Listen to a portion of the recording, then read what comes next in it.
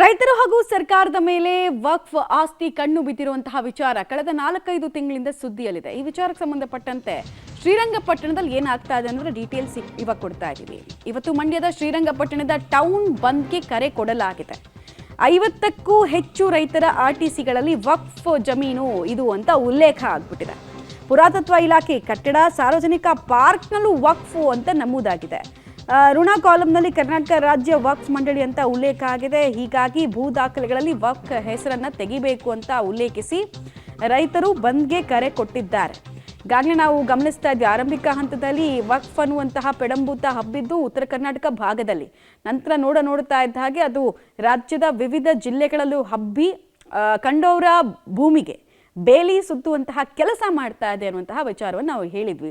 ರಾಜ್ಯಾದ್ಯಂತ ಕೋಲಾಹಲಕ್ಕೂ ಇದು ಕಾರಣ ಆಗಿತ್ತು. ಈಗ ಈ ಕೋಲಾಹಲ, ಈ ವಿರೋಧ ಶ್ರೀರಂಗಪಟ್ಟಣದಲ್ಲಿ ಕೂಡ ವ್ಯಕ್ತ ಆಗ್ತಾ ಇದೆ. ಬಂದ್ ಮಾಡೋದ್ರ ಮೂಲಕ ತುಂಬಾ ಜನಕ್ಕೆ ಶಾಕ್ ಆಗಿದೆ.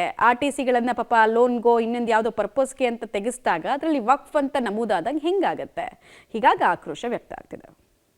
ಡೀಟೇಲ್ಸ್ ಕೊಡ್ತಾರೆ ರೋಹಿತ್. ಇವತ್ತಿನ ಬಂದ್ನ ಸ್ವರೂಪ ಯಾವ ರೀತಿ ಕಂಡು ಬರ್ತಾ ಇದೆ ಮತ್ತು ಬಂದ್ನ ಬಿಸಿ ಈಗಲೇ ತಟ್ತಾ ಇದೆ ಅಥವಾ ಇನ್ನೊಂದು ಗಂಟೆ ನಾವು ಕಾಯಬೇಕಾಗತ್ತಾ? ಬಂದ್ನ ಪ್ರತಿಭಟನೆಯ ಬಿಸಿ ಯಾವ ರೀತಿ ತಟ್ಟುತ್ತೆ ಅನ್ನೋ ವಿಚಾರಕ್ಕೆ ಸಂಬಂಧಪಟ್ಟಂತೆ ಮತ್ತು ಎಷ್ಟು ಸಂಘಟನೆಗಳು ಈ ಬಂದ್ ವಿಚಾರವಾಗಿ ಬೆಂಬಲವನ್ನು ಕೊಡ್ತಾ ಇದೆ ಅಂತ? ಮಮತಾ, ಹಿಂದೂ ಪರ ಸಂಘಟನೆಗಳು, ಕನ್ನಡ ಪರ ಸಂಘಟನೆಗಳು, ರೈತ ಪರ ಸಂಘಟನೆಗಳು ಮತ್ತು ದಲಿತ ಪರ ಸಂಘಟನೆಗಳು ಎಲ್ಲಾ ಸಂಘಟನೆಗಳು ಕೂಡ ಈ ಒಂದು ಬಂದ್ಗೆ ಬೆಂಬಲ ನೀಡಿರುವಂತದ್ದು.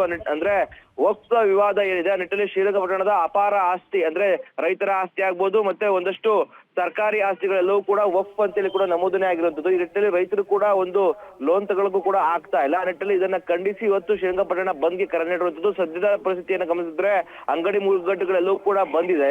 ಇನ್ನೊಂದ್ ಕಡೆ ಗಮನಿಸೋದಾದ್ರೆ ಹೆದ್ದಾರಿ ಏನಿದೆ, ಮುಖ್ಯ ಹೆದ್ದಾರಿ ಬೆಂಗಳೂರು ಮೈಸೂರು ಹೆದ್ದಾರಿ ಆಗ್ಬೋದು ಮತ್ತೆ ಮೈಸೂರು ಮತ್ತೆ ಅರಸೀಕೆರೆ ಹೆದ್ದಾರಿ ಎಲ್ಲವೂ ಕೂಡ ಸುಸಲಿತವಾಗಿ ವಾಹನ ಸಂಚಾರ ಆಗ್ತಾ ಇದೆ. ಆದ್ರೆ ಪಟ್ಟಣದ ಒಳಭಾಗ ಇರುವಂತಹ ಅಂಗಡಿ ಮುಗ್ಗಟ್ಟುಗಳೆಲ್ಲವೂ ಕೂಡ ಬಂದ್ ಆಗಿರುವಂತದ್ದು. ಈ ಹಿಂದೆಯೂ ಕೂಡ ಅಂದ್ರೆ ನಿನ್ನೆ ಅಷ್ಟೇ ಕೂಡ ಏನು ಇಲ್ಲಿರುವಂತಹ ಅಂಗಡಿ ಮುಗ್ಗಟ್ಟುಗಳ ಮಾಲೀಕರೆಲ್ಲರೂ ಕೂಡ ಬಂದ್ಗೆ ಪ್ರತಿಕ್ರಿಯೆ ನೀಡ್ತೀವಿ ಅಂತ ಕೂಡ ಹೇಳಿದ್ದಾರೆ. ಆದ್ರೆ ಬಂದ್ನ ಸ್ವರೂಪ ಕಳೆದ ಮುಂದಿನ 1 ಗಂಟೆ ಬಳಿಕವಾಗಿ ಪ್ರತಿಭಟನಾಕಾರರೆಲ್ಲರೂ ಕೂಡ ಬಂದ ಬಳಿಕವಾಗಿ ಹೇಗೆ ಇರುತ್ತೆ ಅನ್ನೋದನ್ನ ಕಾದು ನೋಡಬೇಕಾಗಿರುತ್ತದೆ. ಮಮತಾ, ಆಲ್ ರೈಟ್, ಧನ್ಯವಾದ ತಮ್ಮೆಲ್ಲ ಮಾಹಿತಿಗಾಗಿ ರೋಹಿತ್. ಸದ್ಯಕ್ಕೆ ಈಗಿನ್ನೂ 7:45 ಆಗಿರೋದ್ರಿಂದ ಒಂದು 9 ಗಂಟೆ ನಂತರ ನಮಗೆ ಬಂದ ಕಾವು ಸಾಮಾನ್ಯವಾಗಿ ಕಾಣಿಸುತ್ತೆ. ಮತ್ತೆ ಸ್ವಯಂ ಪ್ರೇರಿತವಾಗಿ ಅಂಗಡಿ ಮುಗ್ಗಟ್ಟುಗಳನ್ನು ವ್ಯಾಪಾರಸ್ಥರು ಮುಚ್ಚಿ ತಮ್ಮ ಆಕ್ರೋಶವನ್ನು ವ್ಯಕ್ತಪಡಿಸ್ತಾರಾ ಅಥವಾ ಸಾಂಕೇತಿಕ ಬೆಂಬಲ ಮಾತ್ರ ಕೊಡ್ತಾರಾ, ಇದೆಲ್ಲವೂ ಕೂಡ ಡಿಸೈಡ್ ಆಗುತ್ತೆ. ಸೊ ನಾವೀಗಾಗಲೇ ನೋಡಿದ್ದೀವಿ ಯಾವ ರೀತಿಯಾಗಿ ವಕ್ಫ್ ತನ್ನ ಕಬಂದ ಬಾಹುವನ್ನ ರಾಜ್ಯಾದ್ಯಂತ ನಿಧಾನಕ್ಕೆ ಚಾಚೋದಕ್ಕೆ ಮುಂದಾಗಿದೆ ಅಂತ. ಇದಕ್ಕೆಲ್ಲ ಬ್ಯಾಕ್ ಡ್ರಾಪ್ ಏನು ಅಂತ ಕೇಳಿದ್ರೆ, ಅಗೇನ್ ಕೇಂದ್ರ ಸರ್ಕಾರ ನಿರ್ಧಾರ ಮಾಡಿದಲ್ಲ ವಕ್ಫ್ನ ಪವರ್ ಅನ್ನು ಕಟ್ ಮಾಡಬೇಕು ಅಂತ. ಹೀಗಾಗಿ JPCನಲ್ಲಿ